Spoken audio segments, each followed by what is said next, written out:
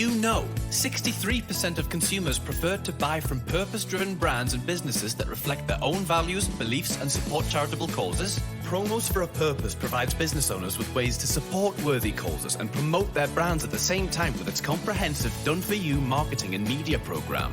Visit www.promosforapurpose.com for more information. Promosforapurpose.com. This is Everything Home, the transformational show about life, laughter, and the pursuit of happiness delivered by good people doing good business and good things. Let's take the word freedom. Wouldn't it be great to have more professional freedom, personal freedom, and how about financial freedom? Every week, Michele Swinick, the queen of quality content, interviews experts, entrepreneurs, professionals, and purpose-driven people to share their stories, their passions, and provide real-life, tangible takeaways. Get ready to be entertained, yet learn some incredible information. This is Everything Home, and this is Michele Swinick.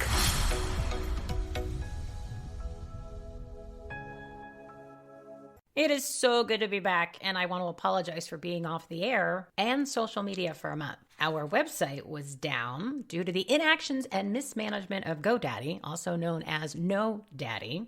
Their customer service and lack of accountability to fix a simple problem was just absolutely ridiculous. And the reason why I'm telling you this is because it forced me to do some research on a replacement, which was, of course, prior to the coronavirus. So the moral of the story, especially since we are now relying on the internet more than ever, it's time to take a serious look at who hosts your websites, your internet provider, and the many different apps and programs that are available to expand your online presence. I found so many quality sites. It allowed me to eliminate 3 or 4 different services I was using, and it saved a bunch of money. There's lots of options out there. So we're going to have several experts come on the show to discuss these type of topics and tools so you can implement them into your personal and professional lives. This entire coronavirus has permanently changed the world since our last episode. And my goal is to bring you daily quality content to help you navigate through these uncertain times and provide you some inspiration and, of course, a good laugh. Today's show is a replay of a webinar from March 24th, The Impact of Coronavirus on Daily Life, Real Estate, and Stocks. The host, Neal Bawa of Grocapitus and MultifamilyU, is a genius when it comes to data and the economic, real estate, and housing trends. The information isn't meant to scare you. It's a little overwhelming, but it will give you some accurate facts so you can be prepared and plan accordingly. Now, Neal is presenting these free webinars weekly, and we'll be uploading them as episodes within a day or so. But if you want to sign up for the webinars, the link is in the show write-up, and it's also on our website, which is everythinghometalkshow.com, under the Marketplace tab, and then click Webinars. I've known Neal for a couple years. He's also a member of our patriotic, purpose-driven resource platform, the Everything Home Socially Conscious Referral Network and Marketplace. You can listen to a recent interview with him, episode 106, by visiting our website, everythinghometalkshow.com, and clicking the Episodes tab, or any place you listen to your podcasts. Also, all of our member episodes can be found on the website, so please check it out. Begin to use it as a resource to meet, learn from, and hire our experts, guests, and professionals. They truly are good people doing good business and good things. People and companies you can trust to provide quality content, products, and exceptional service. And one last thing, please remember to rate and review the Everything Home podcast, and you will receive 1 entry to our free giveaway for the month of April. Just click the link in the write-up for the review. And thank you for your support. Now on to the webinar, and I promise to have more quality content tomorrow. Enjoy the show. Welcome everyone to this very timely presentation about the impact of the most powerful black swan event in modern history. Not since World War II has our country faced such a massive challenge. This presentation is critical knowledge, but it is not Netflix binge watching. I'm not here to scare you, but the fact that you're in this webinar means you're concerned about the effect of coronavirus on the economy, on your own wealth, on real estate. You want data, and more importantly, you want ideas on how you can safeguard your assets. So this webinar is for those of you that can handle the truth, because the truth's not going to be fun. There's a big silver lining in there for real estate, but I can tell you up front, it's not huge, it's not immediate, and it's not across the board. So jump off now or steel yourself for the ugly truth. All right. You guys still with me? Okay, good. I'll start off with a super quick intro about me. I'm a guy who is super relieved that he has no investments in the stock markets or in hotels or airlines in particular, because the last week is, last 10 days have wiped out about $7 trillion in wealth in the stock market. I live on the quiet little apartment real estate side of the pond where the investment is not as sexy or addictive as the stock market or startups. But boy, am I happy today to be the slow and steady turtle, not the speedy rabbit. These are some of our apartment and self-storage communities. And when I look at this portfolio today, I thank myself for being in an industry where I have cash flow to push the very sharp pain that is about to come. And we've been checking our community's cash flow, and many of them can pay a year of mortgage even if their rents fall more than 50%. And this gives me a tremendous sense of belief that when we ignored high-flying stock markets that seem to go up 30% a year without any effort, and instead invested in really boring apartments, we did the right thing. We made the right call, and our investors will be able to sleep at night knowing that our tenants still need a roof over their head. But before we get to the content, here's the really boring stuff that my lawyer forces on you.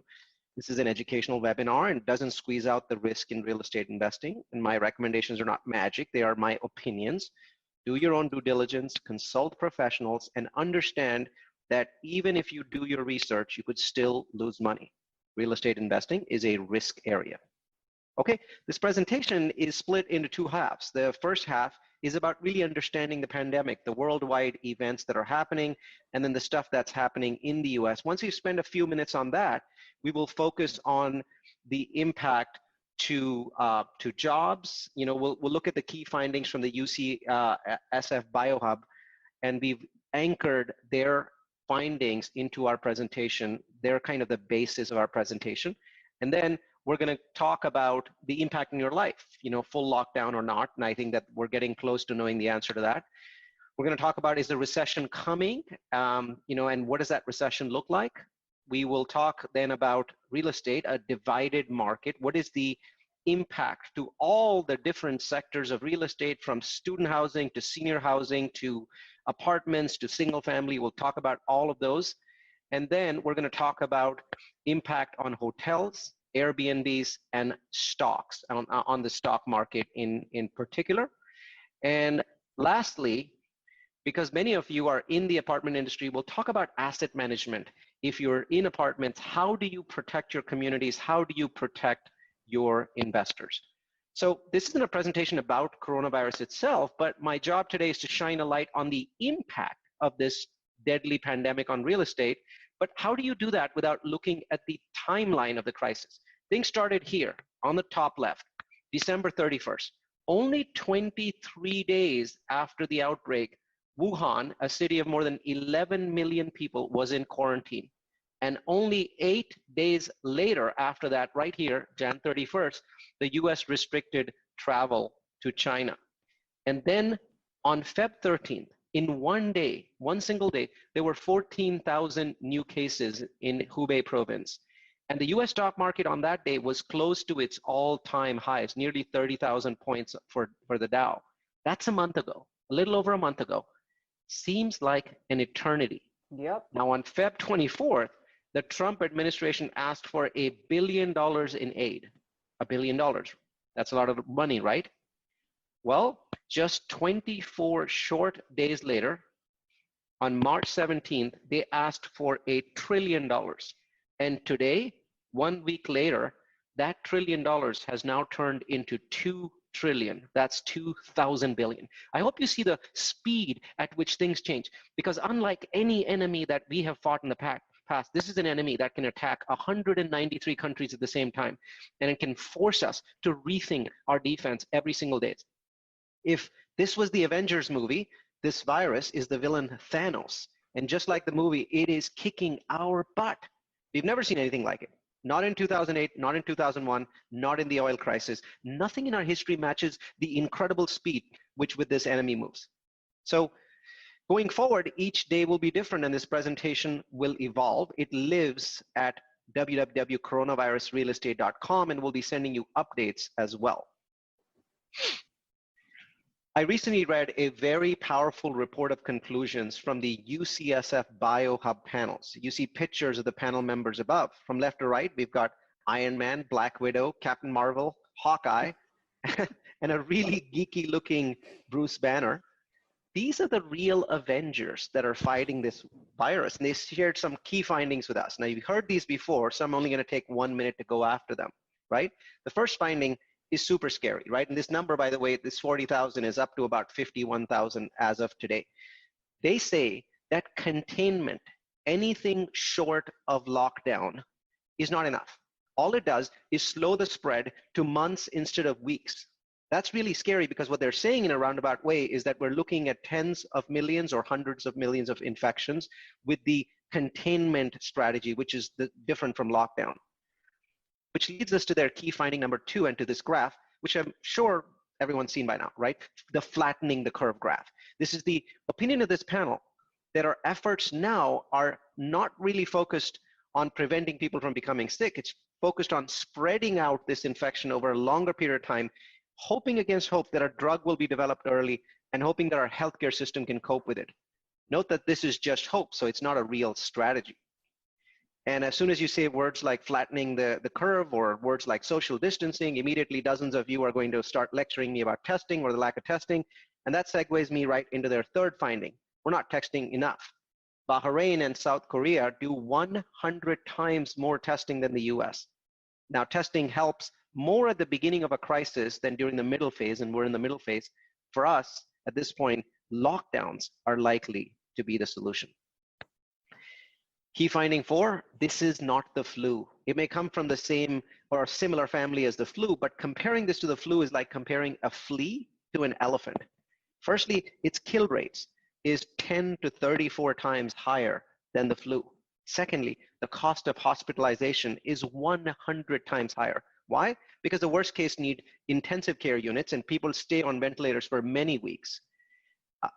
And here's the big one. The only country that has proof that this monster can be stopped is China.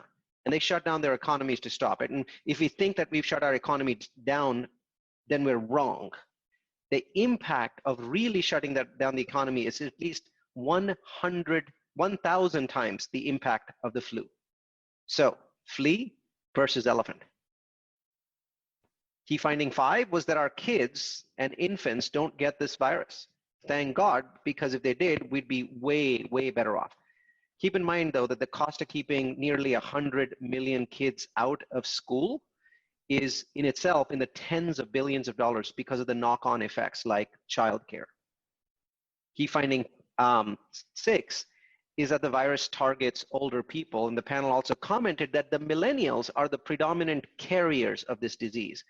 They're the group that has been ignoring social distancing, and I wanted to show you this 60-second video about how dangerous that is. And Dr. Kong, because you're on the front lines, are you seeing lots of young people? Yes, we have actually seen a lot of young people. I want to echo what has already been said on your show, that while it is true that mortality is associated with more advanced age, that does not preclude younger people having serious disease. So we have seen people with serious disease requiring hospitalization. This is absolutely something that we're seeing. I'll reiterate once again, of the studies that have been done so far, this is brand new, nearly half the patients who were admitted to the ICU were people younger than 65, which Dr. Gounder, I think, makes these images that we're about to show, put up on the screen here, so confounding and upsetting. It's these pictures of people on spring break in Florida, on these crowded beaches, and then you hear statements like this, and I'll read this out loud. This is from someone from Miami yesterday. If I get corona, I get corona. I'm not going to let it stop me from partying. I think they're blowing it way out of proportion. How dangerous is a statement like that? It's insanely dangerous. And here's why. We're going to talk about quarantines. So we attract a lot of data-driven investors. And so you'll appreciate this dashboard. So this is the US, and below that, you have all of these other blockbuster countries that have high infection count. And at the time, by the way, that this slide was written, we were at 33,000, we're now at 51,000. The thing to notice is not that other countries have more infections than us. The thing to notice is not that Italy is worse off than us, even though we've heard about the insane human tragedy there. The thing to notice Every other country on this slide is better off than us. Why? Take a look at our 5-day growth rate. Italy, 13, Spain, 20. South Korea, 1%. They're an example of what to do right. Iran, 6%. United Kingdom, 24, 22, 16, and of course, China at this point, 0.05. Take a look at our daily growth rate. It's at 40%. Yesterday was significantly higher. Let me be blunt. No country in the world is doing as poor a job as us.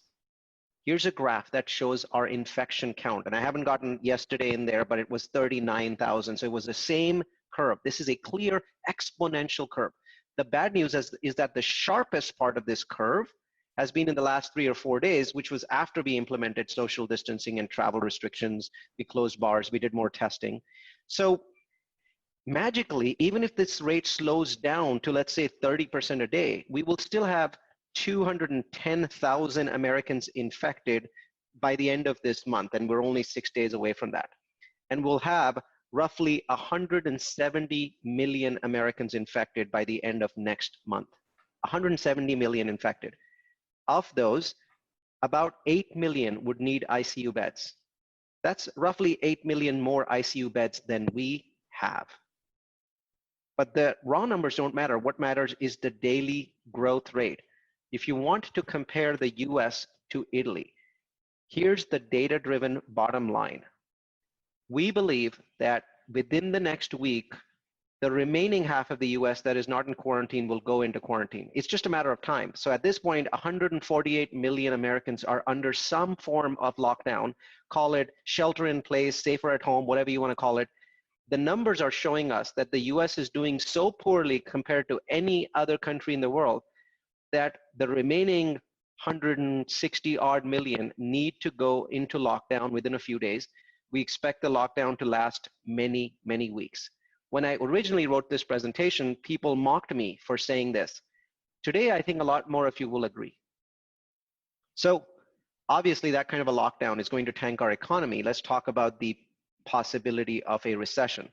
The folks at Green Street Advisors were one of the first to warn that the economic impact will be massive. And they also pointed out that this black swan event reduces the chance that Trump will get reelected. So that's interesting. Jan Hatzius, the chief economist at Goldman Sachs, warned about an extraordinarily sharp reduction in economic activity in March, April, and then possibly in May. They first forecast that Q2 GDP will be negative 5%. Then 3 days ago, they came back and reforecasted it. Take a look. This is their belief of US GDP, negative 24%. Wow. At no point in history have we ever had a quarter that was more than 8% negative. 8.3% was the third quarter of 2008. 8.3%. Goldman Sachs, minus 24. Morgan Stanley, minus 30%. That this second quarter that is starting will seem very dark, people. It's going to seem insanely dark. Unemployment, Goldman Sachs says we're going to go from 3.5% to 9%. Morgan Stanley says 12.8%. And in a few minutes, I'll tell you why both of these numbers are wrong. They're both too low. But first, let's talk about a global recession. You see this guy here on the screen, Kevin Hassett. He was the top economist in the Trump administration. A while ago, he left. And he just did this video where this is what he said. He said, the odds of a global recession are close to 100% right now. Do you know that 3 days ago, the Trump administration rehired him? He's right now at the White House coordinating our reaction and our response to this global recession. Let's listen to him for a minute. You worked in the Trump White House. You were his lead economist. Treasury Secretary Mnuchin is downplaying the risk of a recession. Former Treasury Secretary Larry Summers says 85 to 90% chance there is a recession and it won't be mild. And Gary Cohn, who worked with you at the White House, says we're already in a recession. Are we in or heading to a recession? Right. You know, I think that the odds of a global recession are close to 100% right now. I think in the U.S., we're going to have a very terrible second quarter. You know, we just, at the Lindsay Group, we just ran the numbers carefully over the weekend, and we think second quarter is going to be about minus 5%. And we think the jobs number in early April might be, as much as minus 1 million or so, because there are going to be a lot of people, nobody's going to get hired next week in the survey. Sorry. So what's interesting is that was his video from 4 days ago. He issued new statements today where the numbers that he's talking about are much more bleak. Take a look. 18% of all households in the US are impacted by layoffs already. 7.5 million of those are restaurant and bar jobs.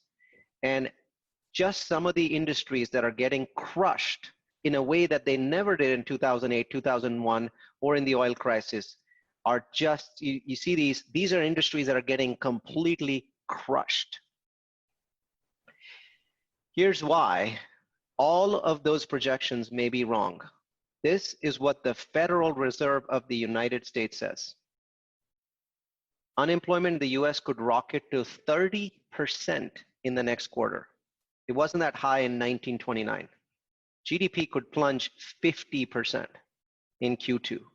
So I'm hoping it's more like 20 or 30%, but trust me, it's a bloodbath either way. And that's because they say this is a planned, organized, partial shutdown of the US economy. It's a huge shock, and we're trying to cope with it and keep it under control. At this point, the Fed has thrown, the way I describe it is they didn't just throw the kitchen sink at it. They went around the house ripping up every single sink and threw it all at the same time. So I think they're doing a great job, but it's very, very challenging. Okay, so that's a lot of data. But what does this data really lead to?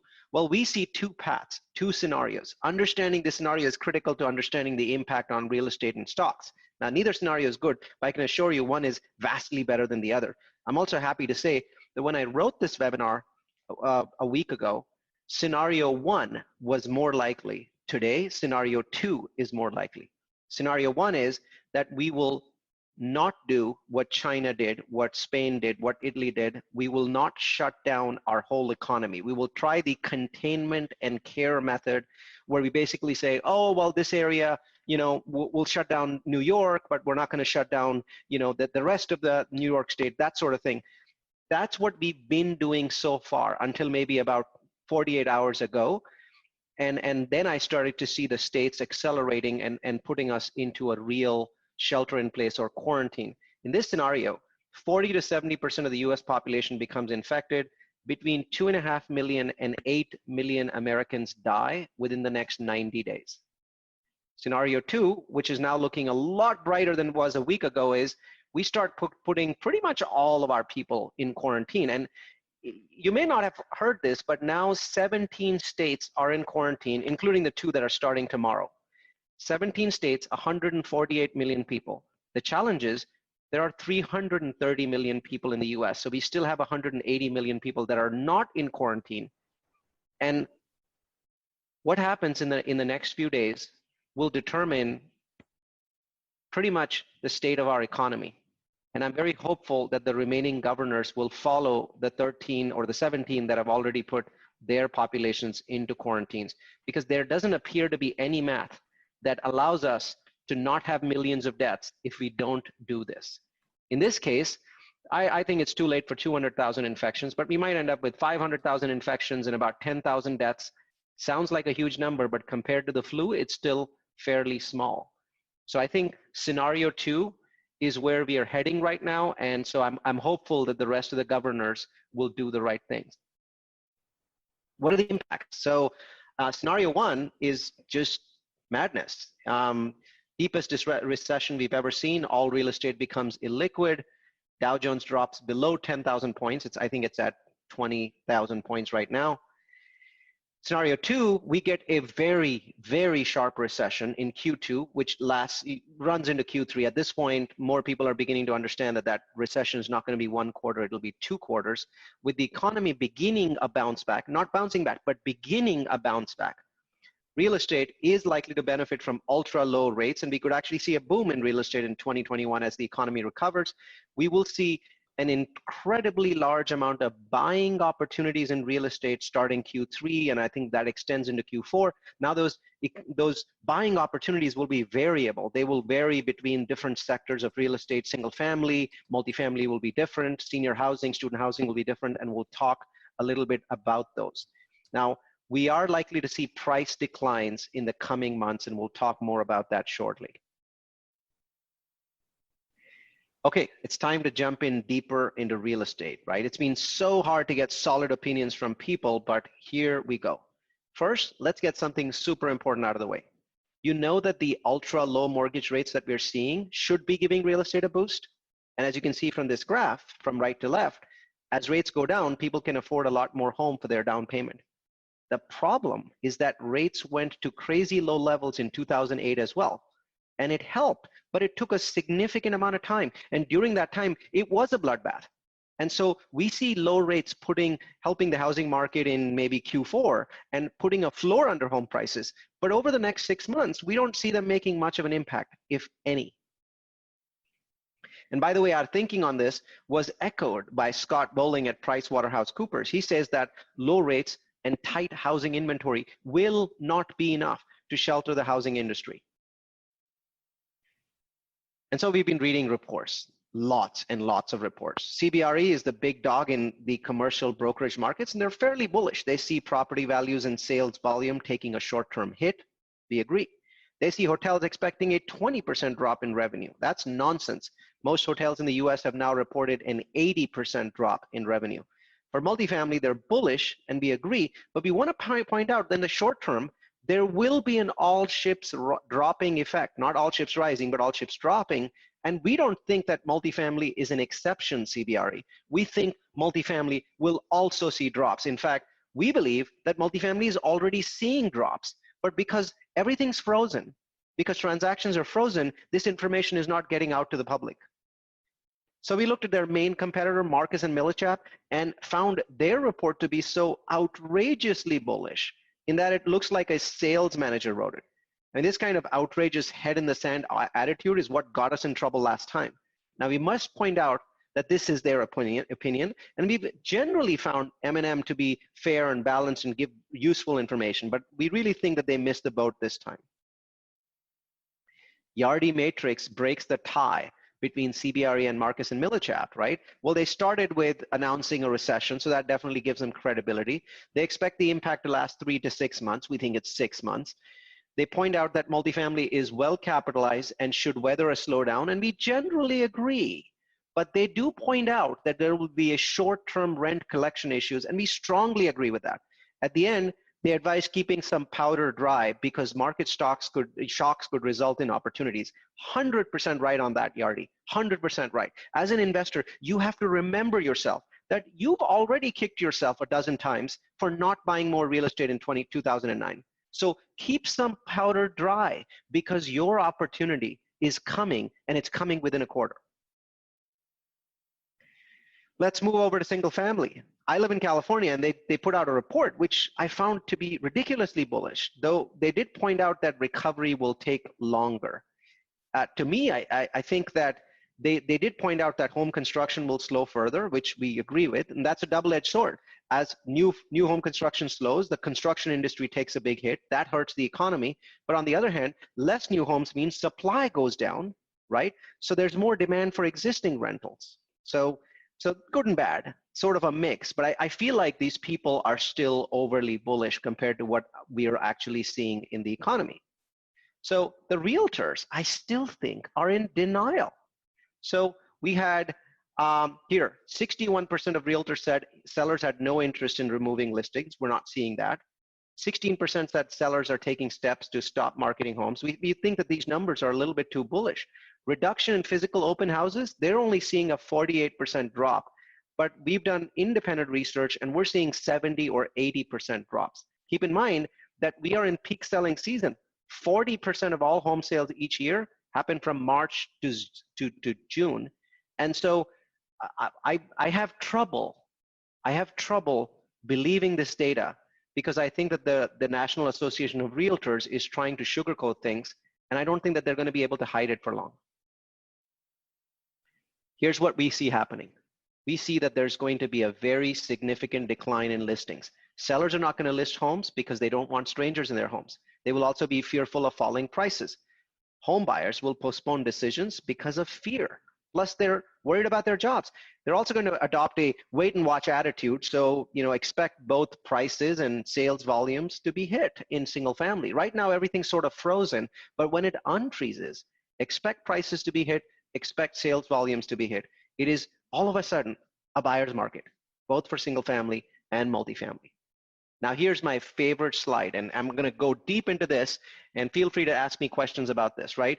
The big question is, Neal, which sectors of the real estate market will get hurt the most? And which sectors are going to be the most resilient? Well, it took our team hours and hours of searching, but we found that data for you. The awesome folks over at Green Street Advisors looked at the stock market, and they looked at every real estate investment trust for all of the different real estate sectors, and they analyzed them. The result had some small surprises, but they mostly make sense. So let's deep dive into this. Here's the first section. These are the biggest losers, right? And it makes perfect sense that senior housing and skilled nursing would be hit super duper hard. That public relations disaster from that nursing home in Washington that had over 100 cases means that people are afraid to put their parents into a senior's home. Let me ask you this question. Would you leave your mom or dad in a senior home today knowing that coronavirus is circulating inside that home? So it's likely the sector will face new mandates from healthcare authorities about cleanliness and infection control, which is going to drive up their expenses at the wrong time when people are leaving. So I expect senior housing to have a very, very tough time, and you can see what happened to their stocks. It's a bloodbath. The lodging or hotel industry is likely to be hit harder in the coming weeks because initially these guys were projecting a 40-50% decline in revenue. It's only this week that they started projecting a 70 to 90% decline in revenue. So I think this number, this minus 36%, is going to go up. Same thing for the gaming sector, which is hotels in gambling cities like Las Vegas and Reno. They're going to be hit super hard if the lockdowns last more than 4 to 6 weeks because they have huge expenses. Imagine how expensive it is to run a hotel like the Bellagio in Vegas, right? And then at the bottom of the biggest losers list is student housing, right? It rounds out the top 5 sectors that took a hit. With students being sent home, that sector has some unique challenges to deal with in the next 6 months. However, this is a very strong sector. So I do expect it to bounce back if the students come back in August. In the short term, though, there will be buying opportunities for those of you who remember the famous Warren Buffett line. Be fearful when others are greedy. Be greedy when others are fearful. There's blood in the water right now, people. Moving down the list. In our middle section, the hard hit section, malls are in trouble. And they were already in trouble before coronavirus because of the Amazon effect. And they're not well capitalized. There's a ton of debt. And now they have non-paying tenants in their malls. Bottom line, we see potential for slaughter in this sector. Expect loan defaults, requests for bailouts, and lots of opportunity for those of you that like to do shorting, lots of opportunity for you to short corporate debt that is tied to this sector. There's even more opportunity in these strip malls that are shown here. They're often owned by mom and pop operators, and they don't have the cash, they don't have the liquidity to get through this crisis if it lasts longer than a month or two. I'm not fond of strip mall ownership, but if the prices drop by more than 50%, I'm setting up a fund to buy cheap assets to flip in a year. The first surprise in the list is manufactured homes. And that is typically a sector that is very recession resilient. So I'm surprised to see such a sharp decline. Now it makes sense if you think about it. Mobile home parks are one level below Class C apartments. So their typical tenant only has a couple $100 in the bank. So perhaps the market is thinking that they may face a lot of evictions. Sure. But if their stock keeps going down like this, I'm going to jump in and buy some shares. This sector did quite well in 2008 and might even do a little bit better this time. Rounding out the hard hit group is the office sector at minus 23%. Many of you are going to be surprised to see just a 23% hit. It doesn't make sense, right? But you're thinking this should hurt more. I get it, but I think that it's fairly priced. Keep in mind that the office sector has a lot of small companies that may not pay their mortgage next month, but a huge amount of offices are leased out to larger companies who are not going to default on rent easily or stop paying. I mean, do you think Facebook and Microsoft are going to stop paying their rent next month? This is this is a sector that we might see a ton of defaults in the next 6 months. I'm keeping an eye on it, but most of those defaults will be small offices, not large offices. So once again, I'm not going to hesitate to jump into if I see big discounts in the office sector, because in 2 minutes, I'm going to tell you what I'm going to do with those offices, and that's going to be my top tip of the day. Now for the group at the bottom, the least affected group.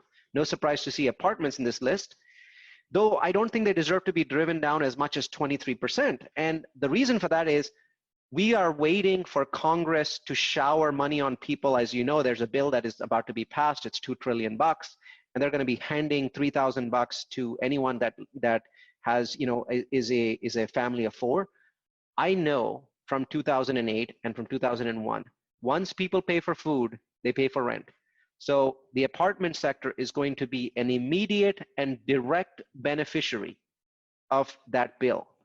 Also, in that bill is money so that apartment owners that are seeing delinquency can choose to file forbearance. What that means is instead of paying their mortgage now, they get 3 months or 6 months of forbearance. They pay that mortgage down the line, right? Many years down the line. And that, I believe, is going to bounce the minus 23%, and you'll see lower numbers there in a few days. In fact, that may have already happened because this chart is about 3 or 4 days old. Now, below that, the sectors that are hit less, they deserve to be there. Single-family renters, minus 19%. Why? Well, because people who rent single-family homes have more money in their bank than people who rent multifamily, especially above that $1,000, $1,200 a month level in rents. They have more money. And also a lot of them are white collar. The people that got laid off were the people working in bars and restaurants and hotels and in airports. Those were blue collar people. A lot of the people that live in single family rentals are white collar people, so they may not be hit as much. So I think that it's fair that this particular area only dropped 19%. Now, life science and medical office, I want to focus on this, okay? All I'm saying is this: we think that the biggest winners from the worldwide pandemic are medical offices and life science offices.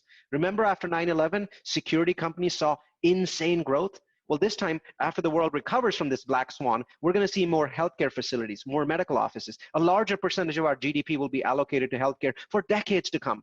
And I'm looking to buy regular offices. Remember the ones over here that I'm going to see defaults on in 5 months, 6 months? I'm going to go buy those and turn them into medical offices if I can.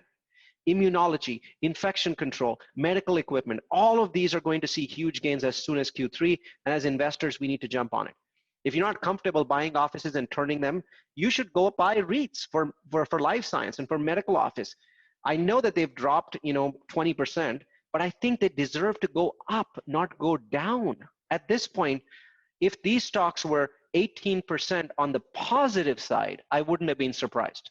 So in my mind, these are extremely cheap, and you should consider, as an investor, looking at them at these real estate investment trusts and consider investing some money there.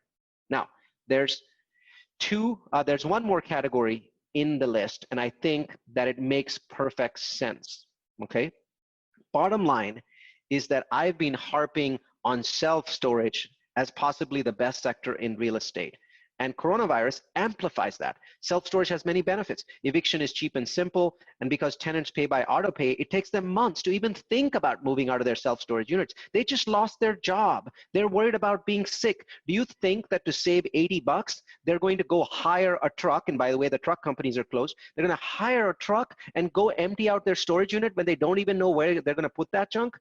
With all this stuff going on, this sector is just going to be under the radar. So it's going to continue to do well and richly deserves its least affected ranking in this commercial real estate list. Wow, okay, that was a lot. But I want to highlight the impact, the stunning impact on hotels and Airbnbs. As you can see, my graphics designer got carried away a little bit, but she was trying to make a key point. The hotel industry is decimated, just decimated, deep impact. For instance, Marriott is the largest hotel chain in the world.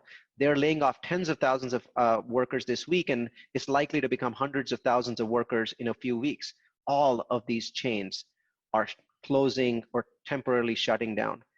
The travel industry, which includes airlines, projected a 75% loss in revenue, $355 billion in total losses, and 4.5 million jobs lost in 2020. And they are projecting that they will not recover more than 1 million of these jobs even at the beginning of next year. Deep impact indeed. Still, Marriott might be better off than Airbnb hosts. In a stunning surprise move, Airbnb changed its policy last week and refunded all of the guests, costing Airbnb hosts billions of dollars with no advance notice. As you can see from the bottom left, class action lawsuit is on the way. Note that they did this worldwide. My family and I paid $2,000 for 6 nights for an Airbnb apartment in Dubai starting March 28, and we received all of our money back. A lot of these Airbnb units have very fat mortgages, and if the traffic doesn't come back for a few months, expect lots of bargains, really good bargains. Dry powder, anyone? Okay, time for the stock market. Since we are real estate people, we kept this section super short, 2 slides, but we think that there are some bargain buys in here, plus some stocks that you might want to consider dumping. And yes, you will get this deck, so you don't need to write this down.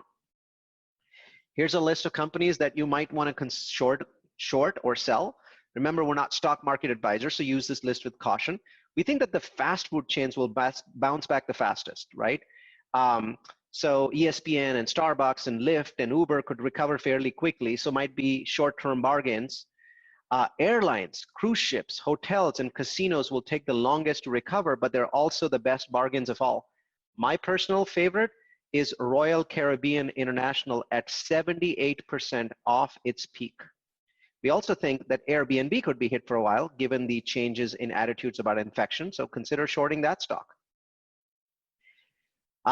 What about companies that will benefit? Well, here's a really awesome list, and we've been adding to this list quite a bit. Consult your stock advisor.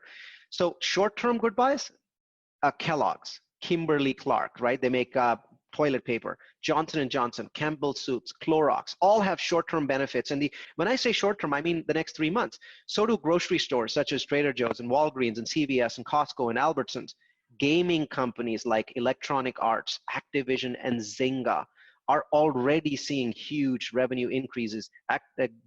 Electronic Arts is actually having trouble keeping its servers up. So these definitely look underpriced. Why should they drop 20 or 30 or 40% at this point in time? No damage is happening to them. So I think that's just the market. Technology providers, Zoom, RingCentral, Cisco WebEx, really good buys because we could see lockdowns in different parts of the world for a year. But the big winners in this list might be companies like Akamai, which powers the back end of the internet, and Gilead Sciences, which is developing vaccines, DoorDash, Grubhub, all the food delivery services. They could also see long-term benefits, so check them out. And finally, gun stocks such as Smith & Wesson and Remington are likely to have an absolute blowout Q2. And if their stocks are negative, they shouldn't be. We will end this presentation with 2 minutes for asset management. We intend doing entire webinars on what you should be doing to protect your community. So this is just a little tiny taste for you in 2 minutes. Our asset management team is working really hard, and we're using both offensive tactics and defensive tactics. Once again, this is a tiny portion of what we are doing, but our investors on the call will recognize all the hard work that we're doing. Keep in mind that our communities are well stocked with money, and we can go a better part of a year even if we lose half of our rents. That's the power of cash flowing assets like multifamily and public storage. You've got to understand now the difference between the stock market and real estate. So our first offensive strategy, health assessment. We're monitoring cases on our properties. We don't have any so far, but we know that's going to change. We've already started researching the right healthcare measures to take in case a resident contracts the coronavirus. We're also assessing whether certain buildings are more at risk and are weighing moving tenants to other buildings. For each community, we're providing tenants with a very comprehensive list of services, grants, loans, local, federal, state assistance. We're reaching out to tenants to inform them of all of these services and when they become available to them. So understand all of your tenants' risk profiles. It's very, very beneficial. We're also conducting surveys to see if our communities have a higher level of exposure to the airline, hotel, travel, or entertainment industries, so we can be proactive about that remediation. Leasing is super important. We're boosting online marketing, providing payment options. We're renting units through video tours, and we're posting these tours on Facebook and YouTube and websites. Applications are being moved online. There's so much that we can do that a hotel can't do. Take all of these measures, apply them to a hotel, they'll still have 0% occupancy, but not so for multifamily. We're offering concessions, going back to notice to vacate tenants to see if they now wish to stay put. Who wants to leave in the middle of this madness? We're working on providing care packages to board tenants, deck of cards, coloring book for kids. We're doing everything that we can to create true communities. Plus, we're offering a very powerful lease modification program, and we'll be giving you more details on this, but there's 3 or 4 different methods that we're using to modify leases to push off rent into the future for tenants that have lost their jobs. On the defensive side, we've canceled all residence events. We've closed all amenities. Coffee and cookies and donuts are gone from the leasing office. Fitness centers and playgrounds are closed. Quarterly inspections are canceled. The office is closed. Phone communication only. And we're only processing super urgent work orders, right? So if it's not urgent, it doesn't get processed at this point. And we're making property by property decisions. Do we keep rehabbing? Does it make sense to rehab vacant units at this point? Well, if we can't rent them out, let's keep rehabbing. Nobody's stopping us from doing that at this point in time. So we're making decisions on a property by property basis. And finally, we are talking to our lenders. We're withholding distributions to investors. We're keeping that money. We have this rich cash flow, and we're keeping it for now to see what the impact is. So far, no impact. But we know that there's going to be impact in April and in May and possibly in June, so we're withholding distributions. We're also withholding asset management fees. We're not paying ourselves. We need that money at our properties. We're removing every non-essential expense, and we are talking to our lenders, right? In case there's delinquency, we're going to talk to our lenders and figure out, and most of our lenders have already told us, look, you have trouble, don't worry about it. Just here's the paperwork, send it in. We're going to defer your mortgage for many months. This means that with mortgage deferment being offered, we can last for more than a year in this kind of bad situation. The resilience of multifamily is truly, truly shining through at this point of time. And that is our presentation, folks. Hope you liked it. What you learned today is a tiny, tiny fraction of the incredible and free knowledge that is available on multifamilyU.com from all those speakers and many more. We're planning 50 plus webinars a year. In fact, we're also planning a number of webinars that we are going to be doing specific to coronavirus. We're going to deep dive into all the different areas. We're going to talk about asset management. We're going to talk about financial planning, new construction projects. So we're going to do a ton of those webinars. I have a poll up on the screen. Please give me an answer to that poll. I know lots of you have questions. It's now time for us to take questions. Anna, can you help with that, please? I'm ready for you. Okay, so our first question is saying that the REITs are down 50% in 2 to 3 days, and they're saying this has to impact rental income properties, both commercial and residential. It absolutely will. So I think at this point, the fact that we will see an impact is likely. My point wasn't that there won't be an impact. My point is that at this point, we have help. That money, that shower of money up to $3,000 per family, there is no way we are not going to see a portion of it. We are. And the fact that we don't have to pay our mortgage is such a huge deal. Do you think that hotels are going to get away with not paying a mortgage on April 1st? Do you think that cruise lines will not pay their mortgage? No, but multifamily doesn't have to pay their mortgage. Should I refi my home to get a HELOC? And is getting a HELOC a bad time to do so, and why? I think that there's a lot of danger in the marketplace right now. We have very little visibility. Everything's foggy. I'd say take out a HELOC in case you lose access to that HELOC. I've done so, just so you know. I took a $300,000 HELOC out last week. Take it out, leave it in your bank, but be very careful what you use it on. You can make some really bad decisions in the next 45 days.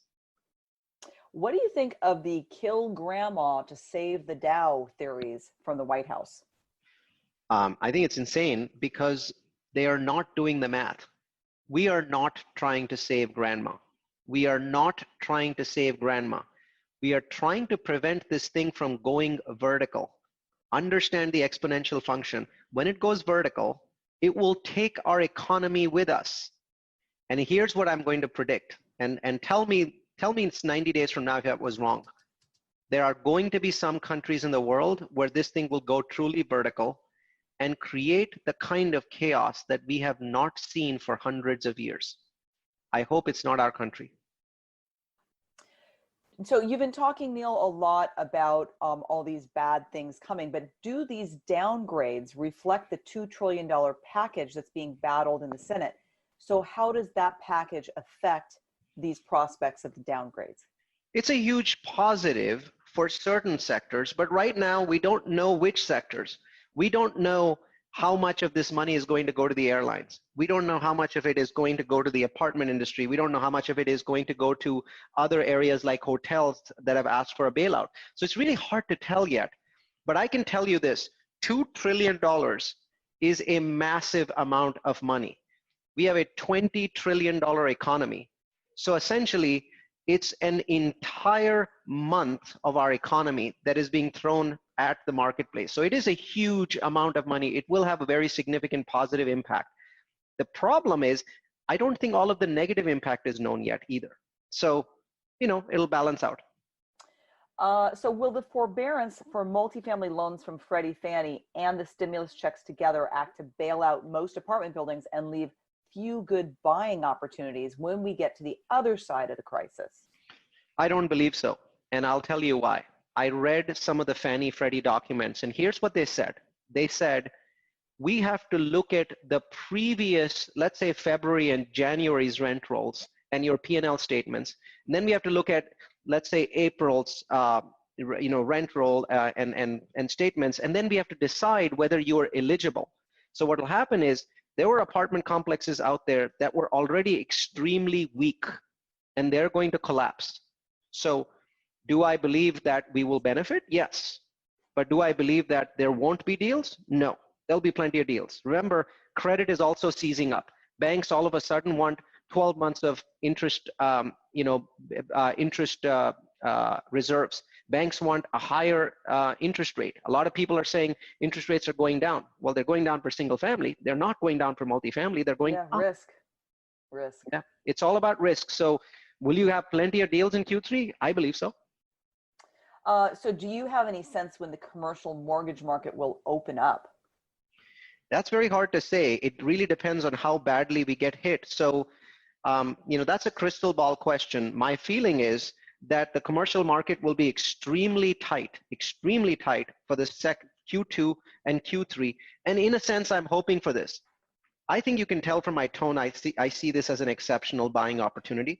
So I'm hoping that there will be some tightness. And if there's tightness by Q3, we will see a significant number of properties come to market at a discount. I don't think that those discounts are going to match 2008. That was different. But I think that if I can get a 20-30% discount, that would be phenomenal. What do you think how do you think COVID-19 will impact your Nova RTP1 project? You said new construction is more risky in the webinar. It is, but RTP1 is a project that's exempt from that for one simple reason.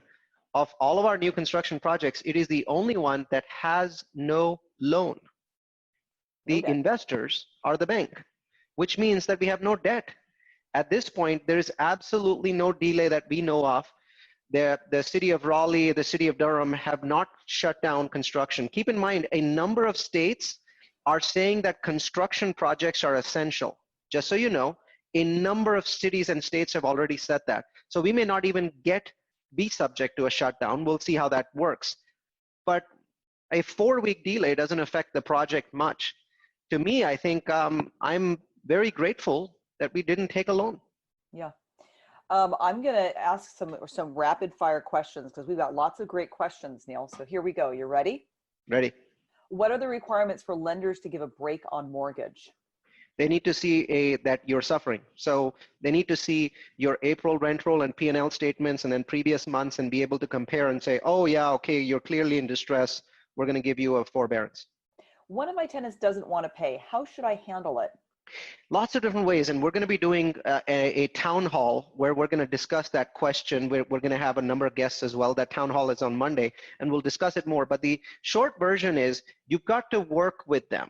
You've got to use different strategies. Remember, I told you about extending their rent. So here's a strategy. Here's a conversation I want to have with a tenant. So how much can you pay, Mr. Tenant? I understand that you lost your job. You know, what's your rent? It's $1,000. How much can you pay? Oh, I can pay $350. Okay, how about that? You pay me $350. Now we're left with $650, right? All right, here's what we want to do. We want to modify your lease so that we're going to take $325 out of your deposit. Remember, you paid deposit when you came in. We're going to take $325 out of the deposit, and we're going to apply that to this month's rent. And we're going to take another $325, and we're going to apply that to next month's rent, right?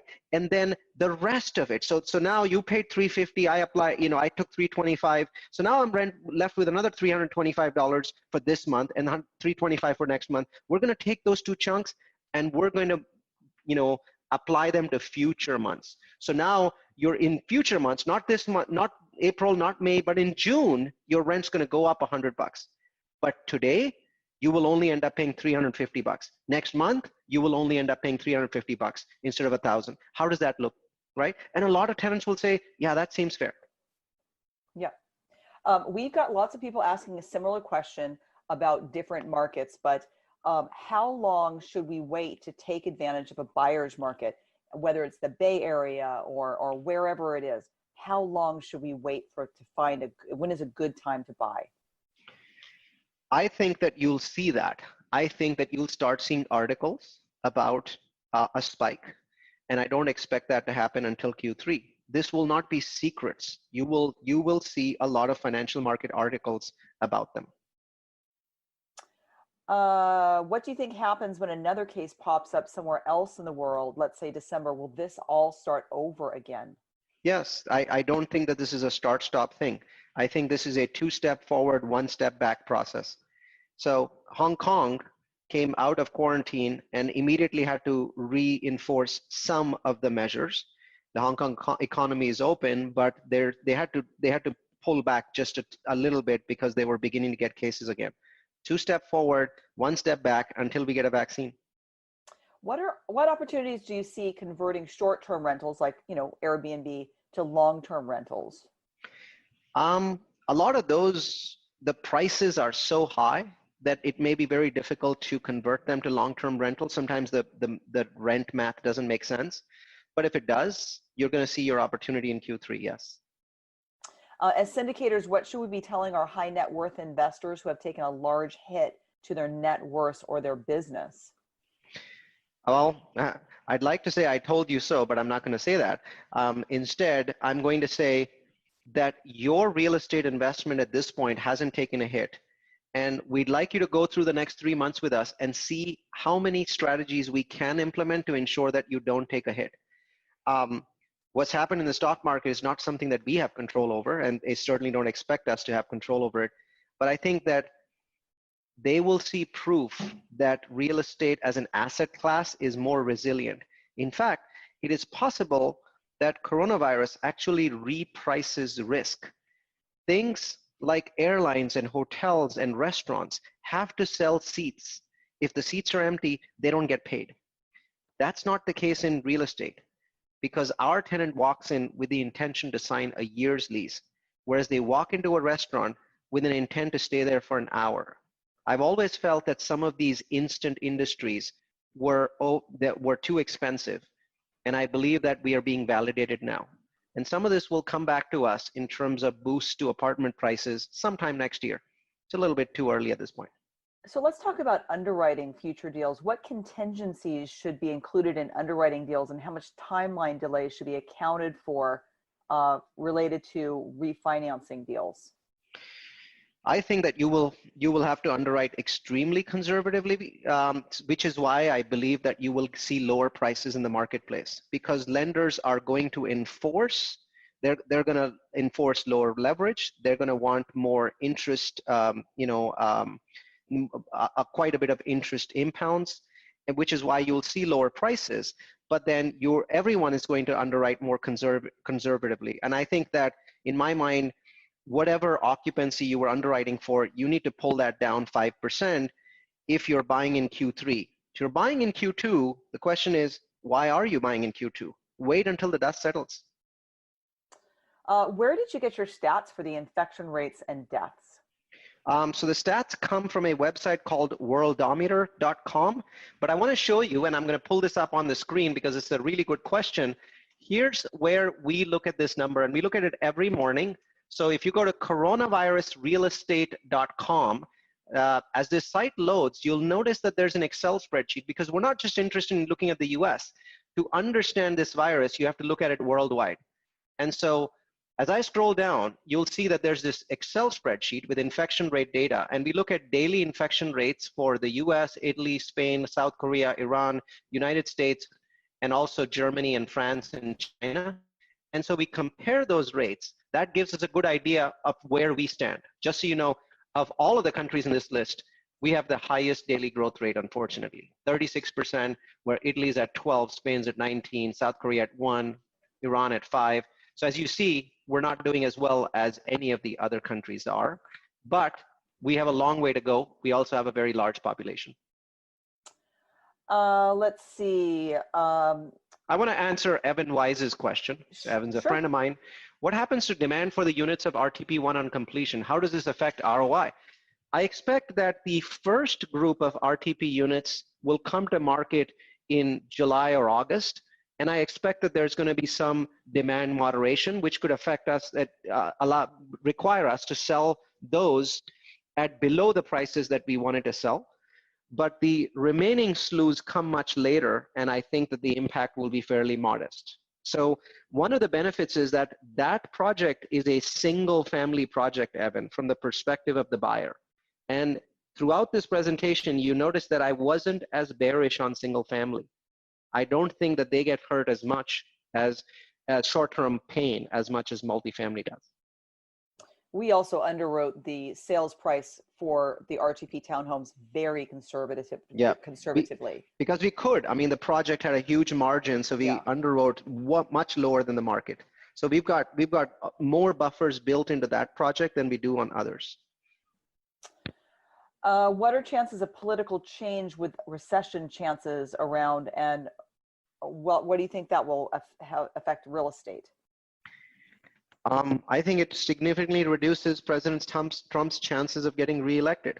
So, in terms of what that means, that's a political question, so I'm going to decline to answer. How does the property manager and ownership relationship change?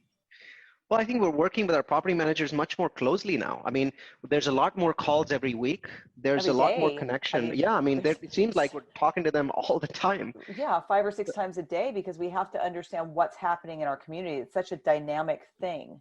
Yeah, but they're doing well. I think they really understand that they're the frontline folks.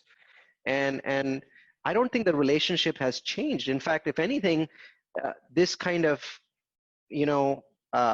catastrophe has sort of brought us together.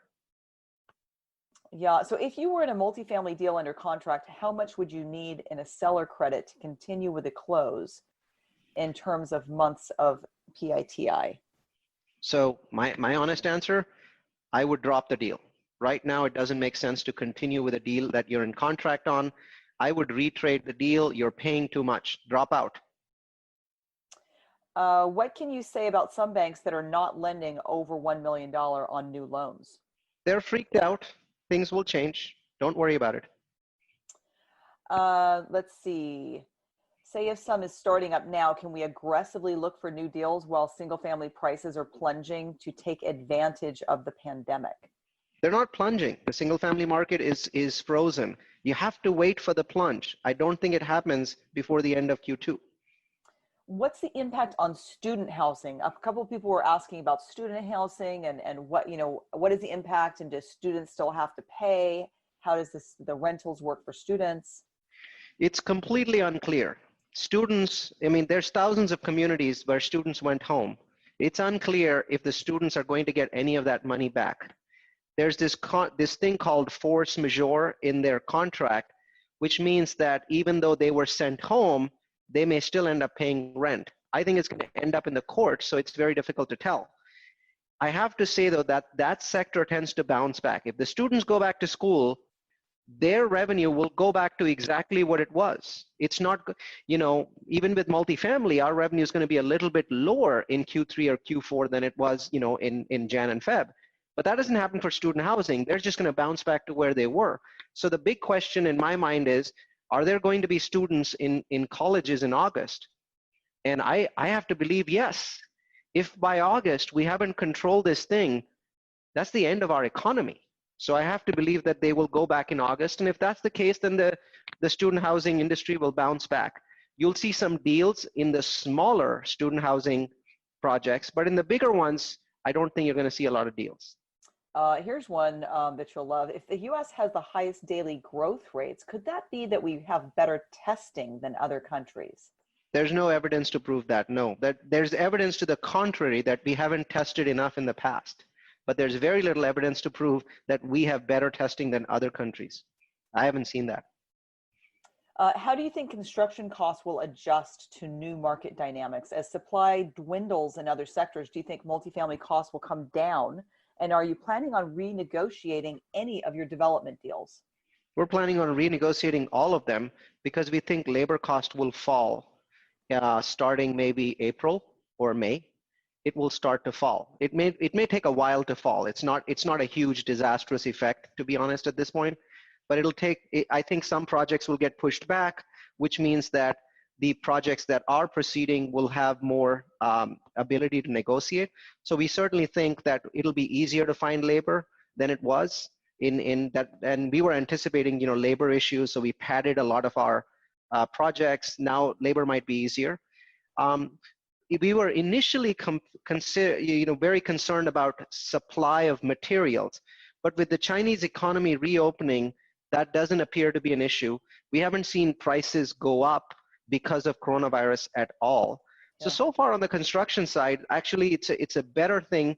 Now there is a negative on the construction side, and I have to be very honest with it. We do expect our banks to increase our liquidity requirements. We do expect the banks to keep a closer watch on us if the project is going over budget and demand more money, more equity. So we've got to be very careful to make sure that our projects don't go over budget, because banks are a little freaked out. Also, if we were going to get 5 quotes from banks, I think now we'll get 2. Yeah. Here's one. Is there a different recovery rate for the different classes of multifamily apartments, A, B, C? Oh yeah, definitely. This is the kind of crisis where A and B will recover much faster than C and D. So I think C recovers the slowest due to the nature of the crisis. This is a blue collar crisis, right? Because look at hotels, look at airlines, and look at retail. All those people were blue collar. It's not the white collar people that got hit, it's the blue collars. So the A's and the B's are going to do a lot better than the C's. If new corona cases, if the curve flattened by April 15th, just assume it flattened, what would be the best place to invest? Stocks, single family homes, or multifamily? It's a really hard one to answer. Just so you know, the mathematical likelihood of the curve flattening that quickly is extraordinarily low. But if it flattened, stocks would have already bounced back by that time. Yeah. Let's see. So Lena is saying it's a $6 trillion total stimulus package, 25% of the U.S. entire year GDP. We haven't seen any number higher than 2 trillion. So if that happened, it's happened today. Yeah. So the money coming from the feds to the families, maybe 3K is only enough for a month, maybe 2. What happens in month 3? Well, in my mind, it's not 3K for a month. It's 3K sort of for 2 months. But did you hear a bigger portion of the package? A more important portion is this. The federal government, for the first time in history, is going to pay your salary for up to 4 months if you got laid off. That is a big freaking deal. They've never done that before. Yeah. So who's laid if you off? Nobody's laid off technically if they're getting money. if you were allocating $1 million, $2 million, $3 million right now, where would you allocate the money? That's funny. Yeah. I wouldn't buy real estate. I would go out and buy real estate investment trusts for those medical offices. Hmm. I might buy senior housing too if they're still at 50% below market. I don't think senior housing deserves to be 50% below market. So I would actually invest in real estate investment trusts. And the honest reason why I wouldn't buy real estate is things are really foggy right now. So it may make sense to wait for a month or two to see how it, how it kind of just all lays out. A couple of people have been asking about the tenant resource list for tenants. I will say that the tenant resource lists that we are researching are extremely localized to the city that the person is living with. Of course, we've got links to the federal CDC and federal unemployment and stuff like that, or the state unemployment, et cetera. But the resource list that we're developing, and everybody should develop, needs to be very, very specific to your tenant base and what city they live in. Yep. More questions? Let's see. Are you continuing to raise investments for your projects, and do you plan on changing the terms? I don't plan on changing the terms. I am very bullish about real estate. After all the dust settles, not this year, but next year, we'll still have these crazy low interest rates. And I think that people are beginning to understand real estate. So here's a prediction of mine. 2 years from now, real estate will have a higher asset allocation for these, trillion-dollar funds than it does today because of coronavirus. In the long term, a black swan event like this changes people's thinking. 9/11 changed people's thinking, and security became this boom industry for 10 years. I think that hard assets are going to do really well because of the coronavirus. That's my understanding. I am urging investors to be ready with dry powder. There's projects coming in Q2 and Q3 where we will have access to built-in equity, something we haven't had for many years. Do you see any risk of hyperinflation? If so, is it dangerous to hold a lot of cash right now? What do you recommend? So nobody, I believe that absolutely no one knows when hyperinflation will hit. I think everyone is in agreement that there will be hyperinflation at some point, but everyone that has predicted when has proven to be wrong. So I simply won't predict it. I'll say it will happen at some point in the future. I know this is a cop-out answer, but I found that hyperinflation is so difficult to calculate that it's better to just say, I don't know when it's going to happen. I'm not sure if I get this one all the way, but if we believe the time to buy real estate is in Q3, would we be so bold as to use liquid funds like your HELOC for a short time in the stock market? And they were trying to understand if that's what you were talking about related to the REITs. I would not use HELOC funds in the stock market, no. I mean, have you seen the level of volatility in the stock market? They can't tell their face from their butt right now. Yeah. Do you have any REIT funds that you recommend? No, I do not. But obviously, you saw that portion of my presentation. The slides are going to be sent to you. Just Google them, self-storage REITs, multifamily REITs. I mean, there's lists all over the internet. They're not trying to hide. Let's see. So some similar questions about HELOCs. Several people wondering about California. So maybe you could just touch again on, what do you think about the market in California related to single family and multifamily? Well, firstly, I must say California is doing a phenomenal job on managing the coronavirus. Our daily growth rate is 1/3 of the daily growth rate in New York. So big pat on the back for being the first state to go into a full-scale lockdown. I think that California is doing it right. And I think that will actually positively impact real estate here. I don't anticipate California real estate crashing. I think that it will see a decline, but I don't expect that decline to be any different from the decline that other places see. How long there's a decline is totally dependent on how the full market does. California needs a very strong market to maintain its absurdly high prices. So I wouldn't be surprised if they decline a little bit more than other places. So when real estate values drop, which will have more potential for capital gains over the next few years? Single family, small multis, or large multis? Hard to understand. I don't know the answer. Oh, okay.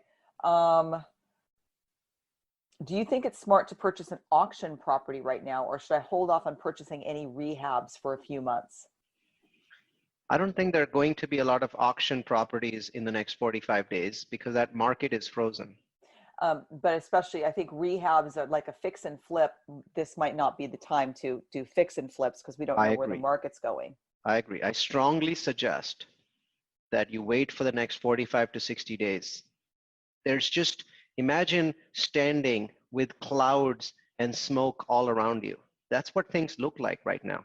Why make decisions that you can just make 45 to 60 days from now? Let's see, when are you planning to have the next seminar on asset management, or can you tell us a little bit more about the town hall? So the town hall is on Monday. We don't know exactly at what time. It's a very different format from this because it is a video cameras on format with me, Anna, and at least one other guest. We've invited a number of other guests. These are people that are, blockbuster experts in the real estate industry. And it is really just you asking questions and us riffing on those questions. Right now, you notice we're just answering your questions and moving on. But when you're in a group of people, those questions turn into discussions. Feel free to ask us as many asset management questions as we have, because everyone on that call is managing their properties, and we can go into much greater detail there than we can, because it's a discussion-based event. Yeah. There's no PowerPoint decks, and it's definitely on Monday, but we don't know what time it is. Yeah, and I think it's great that asset management is discussed like that, because there's so many great ideas and new things coming up, and it's just so evolving so fast, because it is. When you're doing asset management, you're at the forefront of two people that you have to take care of. You have to take care of your residents and your investors, and then of course your staff, your on the ground staff. So it's a very challenging position to be in. You're wearing so many hats, and you're looking out for everybody. So we're learning as we go. Very unique situation that we're in. I'm in the middle of a 1031 exchange. Should I abandon the exchange and pay taxes and wait to buy later after the drop? That's a really hard one, because I don't think that the market will drop enough to pay for the taxes. I mean, you probably will end up paying 20% in taxes. So I'd say probably keep going. I mean, or look at not worth losing zones. that much. They could also, because opportunity zones will give them a longer window. Yep. That's so another option. That might be a different option for them. OZs might be a great option. Yeah. Why are industrial warehouses not on the list?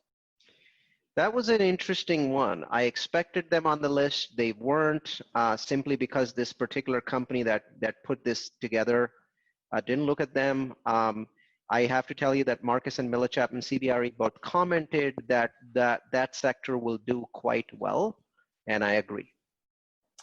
Bill had a question early on. It was during the presentation that he asked this. And he says, it's definitely, you presented a lot of drastic information. You haven't talked about testing, the changes that are being done with the mustered resources, massive testing to isolate those infected from the vulnerable. The more testing we do, the better, but there isn't much evidence that the US is doing as much testing as other countries. So how can I talk about something that is simply hypothetical? I just don't see us coming up with 20 or 30 million tests, because that's what we need to do what South Korea did. I don't see anybody making 20 or 30 million tests in the next 30 days. Well, I guess this is related to breaking a lease. Can people claim that there's an act of God and break their lease? Yes, I anticipate there'll be lots of lawsuits relating to calling this a force majeure or act of God event and breaking leases. I expect that to happen. How much? God knows. So Patricia's new to this. How do you get your investment funded? So in this, let's open this. Let's just bring this more to like, say you're a syndicator and you're trying to get your deal, raise equity for your deal. What are some suggestions that you have in this environment, Neal, besides get out of the project? Like, say you've got a good project, you've got a solid project. How would you raise money in this environment? I think you have to understand your investors are fearful, and fear prevents them from acting. Educating your investors on why your asset class, real estate, is a good investment in these kinds of stressful times is where you begin. That's what I'm doing. Would you invest in a cruise company right now? Oh yes, I looked at the shares for Norwegian, Carnival, and Royal Caribbean yesterday. My son and I did research. I am leaning towards Royal Caribbean. I know that they got a $2 billion credit line yesterday that takes care of their the 4 big seas, the ships that they have, Spectrum of the Seas and other ships that they have to pay in 2021. I was worried about that, but now that they have a $2 billion credit line, I think that Royal Caribbean will bounce back. Mm-hmm, mm-hmm. So this has been touched on before, but it's such a critical thing for people that are landlords. Many local governments are telling tenants there's a 3-month freeze on evictions. Will landlords have to eat the loss of rent during this period? Possible, but don't imagine that every tenant will not pay you just because such an ordinance exists. There are going to be, and you will over the next few weeks, figure out that there are ways to pressure tenants even if you can't evict them. You can still report them to credit bureaus. You can still hurt their credit, and many of them will pay anyway because they have the money. Don't expect that 100% non-payment will occur. We're expecting significant non-payment, but not crazy levels. Also, keep in mind that anybody that got laid off, the federal government is paying salaries. I want to keep emphasizing this because people don't understand how big a deal it is. The government is paying for your salary if you got laid off for up to 4 months. Would you really be not paying rent? Yeah. So the slide, Neal, that you showed all of the different drops in the different asset classes, when do you expect those price drops would be in effect? Like, what is the time frame? I think it really depends on how our fight against enemy goes. Everything I said is up in the air because we have to beat this thing, right? Because if we don't, all bets are off. Yeah. Well, do you think that this market correction was long overdue? What happened with coronavirus had nothing to do with the markets. It is a true black swan event. I believe that if it happened in 2010, we would have seen the same kind of decline that we saw this year. Shutting down the United States economy, which has never happened in history, has the same impact in 2009 or 2020. So here's somebody who's finishing a renovation on a single family in Sacramento market within the next 30 days. Am I risking anything if I list on the market, or should I consider other options like holding versus selling? I would list, see what happens. There's no downside to listing, but I would be surprised if you get anywhere close to the price that you thought you would get. Well, Neal, I think we are at time. Yep. We're a little bit over time, in fact. I do want to reiterate that this recording will be sent out via email along with the PDF of the slide deck. And I want to reiterate this. In 2009, pretty much every one of the 377 people that are on there regretted their decision not to buy more. Don't make the same mistake this time. We're telling you your opportunity will come in Q3. Be ready for it. I'll see you all. Thank you and good night. And thanks so much, Anna, for taking care of all the questions. Thanks, Neal. You've been listening to Everything Home with Michele Swinick. Life, laughter, and the pursuit of happiness. To meet, learn from, and hire the experts and the guests, professionals, and members of the Everything Home Socially Conscious Referral Network and Marketplace, Visit everythinghometalkshow.com/episodes. And to listen, subscribe, rate, review, like, follow, comment, and share, go to www.everythinghometalkshow.com and find us on all the major listening platforms. Thanks for listening. We hope you were entertained, and we hope that you picked up some real-life, tangible takeaways from some good people doing good business and good things. Till next time, this is Everything Home, signing off.